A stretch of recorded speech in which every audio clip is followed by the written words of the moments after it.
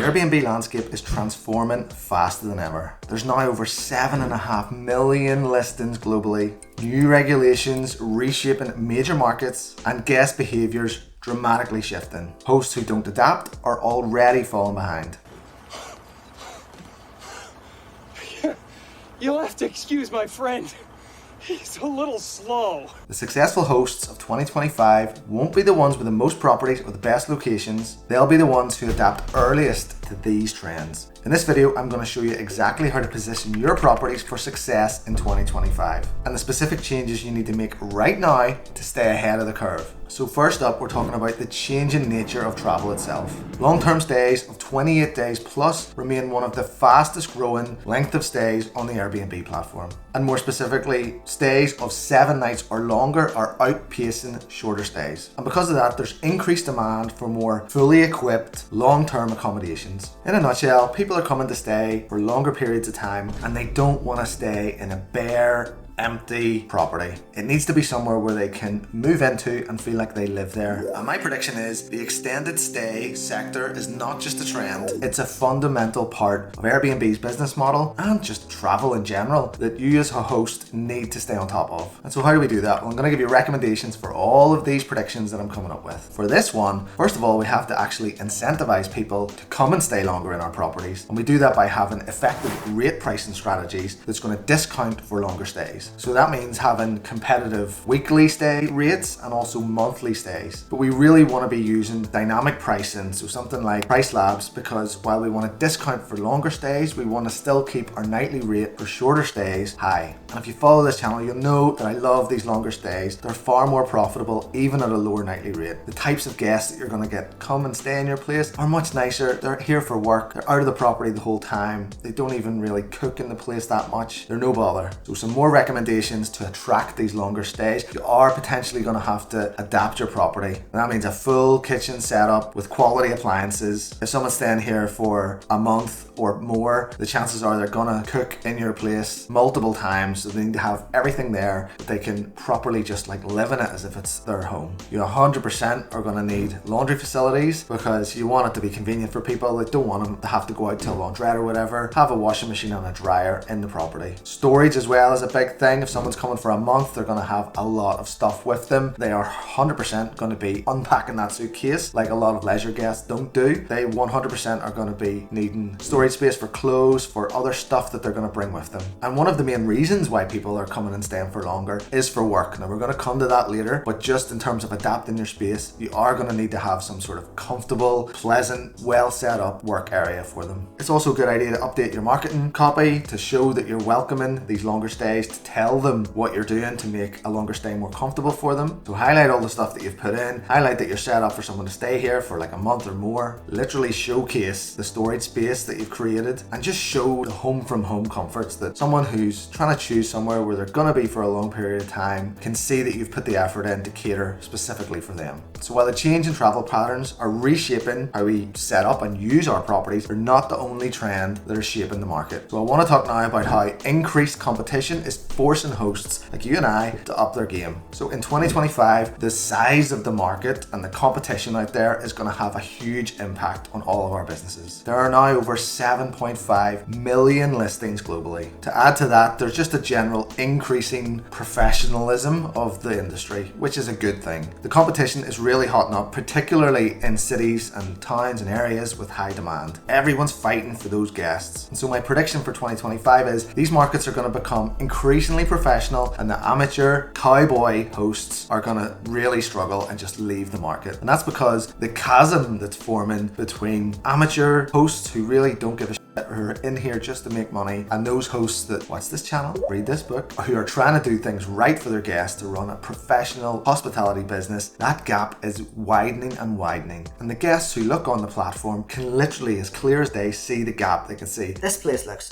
I'm not gonna book it. This place looks amazing, I'm gonna book it. And so my recommendations here for you to not be left behind. I'm sure if you're watching this video, this channel, you're not a fly-by-night cowboy host. You're an amazing professional, run a slick operation. You've subscribed, you've commented on my videos. You get what I'm saying. But if you just need reminded, first thing I would recommend is develop a strong brand, a unique appearance of not only your property, but your business. Try and stand out from all the other competitors that are in your area so that you can stop the scroll, you get the click, and then you get the booking. On top of that, keep track of your competitors. See what they're all doing. Look for the best ones. Don't bother with the crap ones. Only look at the good ones. How do you know the good ones? You'll know. As soon as you go on search results, you will see which are the good properties you need to look at and keep track of, and which are the ones you can just discount because you know they're not going to get any bookings and they'll be gone in 6 months. But the good ones that you do find, look and see what they're doing. Do they all have a hot tub? If so, you need to get a hot tub. Do they all offer workspace? If so, you need to offer it too. Do they all offer electric vehicle charging? If so, you need to as well, or you're going to get left behind. The benchmark just keeps rising and rising, and if you don't keep up, you're going to get left behind. Goes without saying, it really goes without saying if you've watched the channel before, but I'm going to say it again, invest in professional photography for your places. If I ever stumble upon any of your listings and I see that you've taken photos on your phone, I'm coming for you. It's by far the best investment, and it's so cheap when you look at the return on what that investment is, what the cost per click is for professional photos. Like, it's insane. Just make sure you have those professional photos. To take things to the next level, you can now do virtual tours of your property so the guests, instead of clicking through photos and thinking, how did you get to that room from this room? You can do a virtual tour, which is an amazing way to showcase your property in a different way where guests are really going to get a sense of what it looks like. Also, on top of that, add in floor plans into your listing so the guests can get a bird's eye view and see, okay, this is what the property is like. And this also leads me into something that I haven't really touched on before, but I want to talk about more going forward, especially in 2025, where there's more competition than ever and everyone seems to be doing the same thing. If you can set yourself apart, I'm not just talking about decoration and what the place looks like, but in the type and style of the property, you can really capitalize. I'm talking about niching down specifically for the type of guests. So you could do like pet-friendly properties. So many properties don't accept pets. The ones that do can charge a premium. And when someone clicks that little filter button, all of a sudden your competitors go from thousands down to potentially dozens. Family focused, now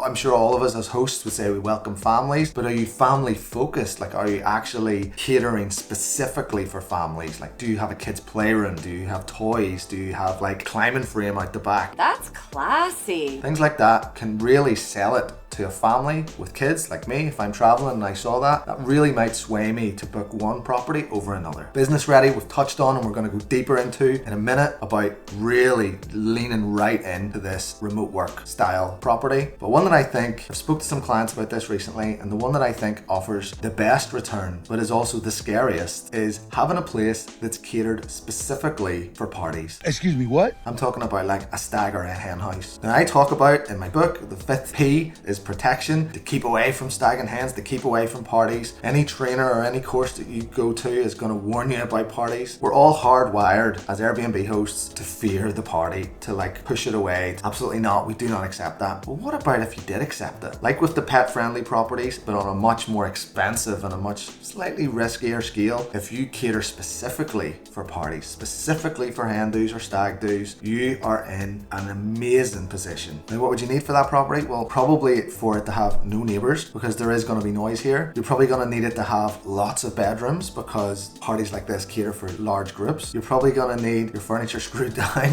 not screwed down, but not like antique or super expensive, because the chances are you may need to replace it, but the potential reward of this is huge. If you're catering for a family, it's that one household that's paying for that nightly rate. If you cater for a party and you host 10 people, that's 10 individuals all contributing to that nightly rate. So the rates that you can charge are absolutely astronomical. And you know what? The people are going to be thrilled to pay it, because they're going to be so glad that they actually found somewhere that wants them, that is actively encouraging them to stay. They're going to be in their little WhatsApp group of their stag do or their hen do, and the best man or whoever is going to be like, guys, I finally found a property that's going to accept us. It's 50 quid each. Is that all right? And everyone's going to say, absolutely, get it booked. So let me know in the comments, is any of your properties tailored for these specific niches? And if so, how's it going? Now, next up, I want to talk about another major shift that I believe if you lean into can give you the edge in 2025. And that's the growing importance in the world and in guests' minds about sustainability. Airbnb as a company has committed to becoming net zero by 2030. They've partnered up with all these other different institutions around the world to become more sustainable. In the EU, there's now requirements for energy performance certificates, and the usage of the eco or sustainable filter on Airbnb is growing all the time. My prediction going into 2025 is that sustainability and what we offer as a host is going to become more and more important in search result rankings and booking decisions. So how can we lean into this? What recommendations have I got for you? The first thing that's pretty easy to do, and it's actually going to save you a few quid as well, is to install smart energy devices. So I'm talking like a thermostat where it sets to zero, and if guests want to turn it up, it does, but then it comes back down after a while. This is going to save you energy, it's going to save you money as well. Another really easy one, which I'm sure most people have already done, but if not, lean into it again,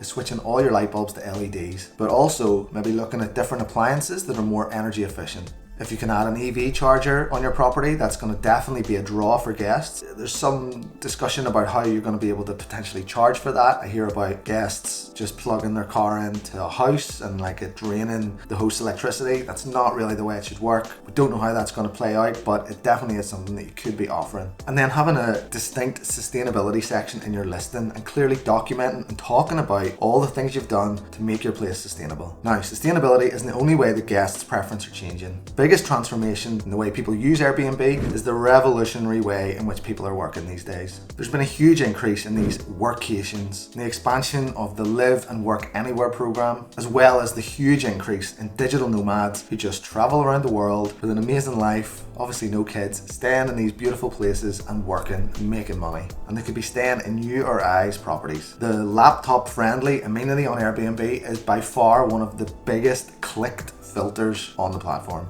My prediction for 2025 is that the line between vacation and work accommodation is going to completely blur. So what can we do to capitalize on that? Well, the biggest thing is to have a dedicated office space in your property. I'm not talking about sitting at a kitchen table or a tiny wee desk underneath a mirror in a bedroom. I'm talking about a proper office setup, ideally with a standing desk, potentially with like ergonomic furniture. If someone's coming for 30 days to stay in your place and work, they are going to be looking specifically for what has this place got that I'm going to be sitting at for potentially 6 or 7 hours a day for more than 30 days. It's so important. Add to that, you're going to need to upgrade to like the best grade Wi-Fi and internet that you can get. Have sockets where people can just plug in. Maybe you want to even add a monitor or docking station for people to just plug their laptop straight in. You could even provide a printer for them to use when they're here. And if you want to go the whole hog, install soundproofing for like video calls or even people that do their own podcasts. This is next level stuff, and this isn't going to be for everyone, but if you're in an area where you know there's a lot of remote work or digital nomads coming, these are the things that are going to set your property ahead of the competition. And you could almost argue that you could sacrifice a bedroom, if you have multiple bedrooms, to make this office as perfect as it can be, because these people aren't coming in groups of 4 or 5. They're potentially coming themselves or with a partner. Now, while adapting to these changes is important, there's one force that could impact your business even more dramatically, and that's the changing regulatory landscape, the roller coaster of Airbnb. Now, there's no doubt regulations have been popping up in every city all around the world, it seems, over the last few years. New York's is super strict. Although I actually read today that potentially the city in New York is going to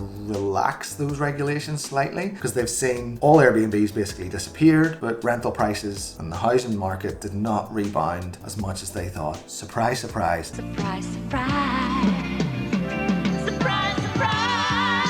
It's almost like Airbnb wasn't the bloody problem in the first place. Add to that, hotels in New York are just charging whatever the hell they want and are at 90% occupancy. All that tourism money flows out to other places. Cities are going to have to reevaluate the regulations they bring in. New York was one of the first places to bring it in, so I think a lot of the world can look to that city and what it does, because it might be the first to sort of roll these back. But in the meantime, there's a lot of water to go under the bridge in all of these other cities where the regulations are either still striking hard or just about to come in. My prediction here is that the regulations are going to force out a lot of the amateur, scared hosts and is going to favor more professional outfits and operations. And so my recommendation here is start building relationships with local authorities. Try, if there's no regulation there, try to get a seat at the table, put your voice forward, be heard, and help shape those regulations. That means professional hosts aren't going to be penalized. Document how you run your business. Show people how you run things professionally to like minimize noise, to minimize disruption to local communities. You could join local host associations where you can join and meet with other people in the industry, have a louder voice, share best practices, and move forward together. And consider working with professional property management companies who are going to have been in the game for a lot longer and are going to have a much bigger footprint and a much bigger voice than you might have if it's just you and your one property. Now, coming up the next year, it's not just about the things that you could do to try and capitalize on bookings and these changing trends. There's also a few things that you need to stop doing,